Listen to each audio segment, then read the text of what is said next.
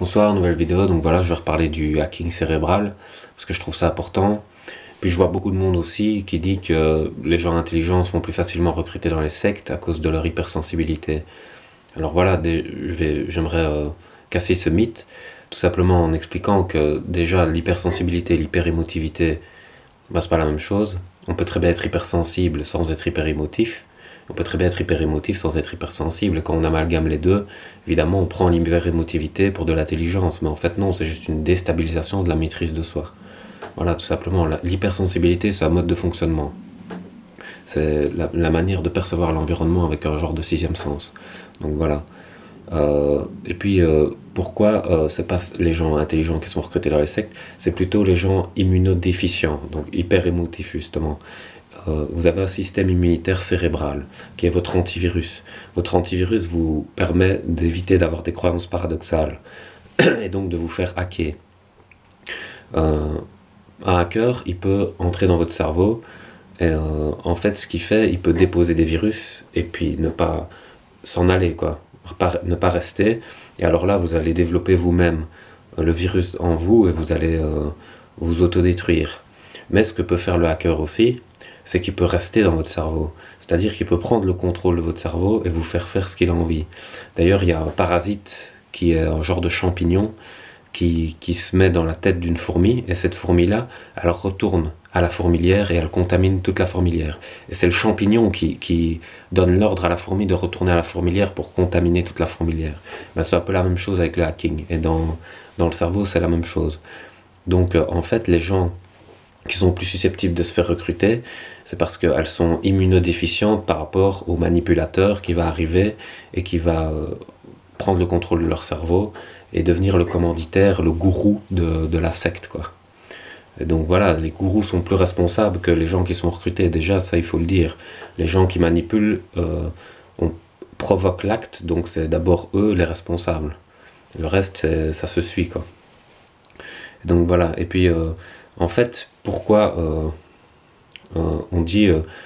Il y a eu ce mythe en disant que les gens intelligents se font recruter. Et puis d'un autre côté, on dit les gens intelligents, c'est pas possible qu'ils soient mauvais. Et donc il faut casser aussi ce mythe-là, du fait que les gens intelligents, c'est pas possible qu'ils soient mauvais.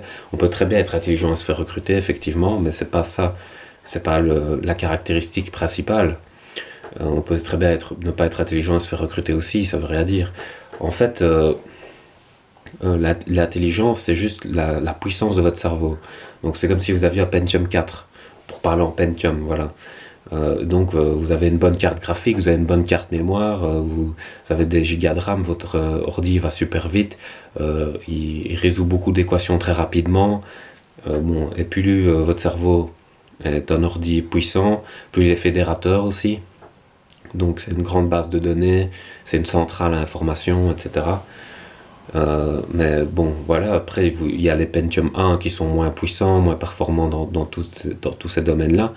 Et c'est pour ça qu'en fait les gens aimeraient que les gens intelligents ne soient pas mauvais, parce qu'en fait c'est un gaspillage de potentiel. Quand vous perdez un Pentium 4, vous vous dites merde, avec le Pentium 4 on aurait pu faire plein de choses et tout ça. C'est vraiment dommage qu'il y ait des virus dans l'ordi, quoi. L'ordi il est foutu alors que c'était un super ordi, tu te dis ben voilà, c'est con, quoi. Et avec un Pentium 1 on est moins triste. Mais ça n'empêche pas que ce soit un ordi quand même, c'est ça que je veux dire, quoi. Ça n'empêche pas qu'un être humain qui se soit perdu, ça reste un être humain. Donc c'est vraiment dommage de perdre un ordi, quoi, tout simplement. Mais pour les gens, c'est plus triste. Dans l'élitisme, c'est plus triste de perdre un Pentium 4 qu'un Pentium 1. Mais ce ne sont pas des critères qui font qu'on se fasse recruter dans une secte ou pas. Les critères, c'est l'immunodéficience. Ça veut dire si vous avez un bon ou un mauvais antivirus qui vous protège contre les attaques psychologiques. Donc voilà. Et ce que je voulais rajouter, c'est l'éducation qui permet de construire votre immunité psychologique. Et c'est Nelson Mandela qui a dit l'éducation sauvera le monde. Donc effectivement, à l'inverse, l'inéducation détruira le monde. C'est-à-dire que si on détruit le cerveau des gens sans cesse, ils vont devenir tous immunodéficients et donc on va vivre sur un volcan où il n'y aura que des terroristes potentiels et que des gens qui seraient susceptibles de se faire recruter dans une secte parce que toute leur immunité est détruite. Et donc on vivrait dans une société vraiment dangereuse, quoi. Donc, et à l'inverse, si on rétablit l'éducation, alors il y a de moins en moins de danger. Donc voilà, je pense que j'ai tout dit. Donc je vous laisse et bonne soirée.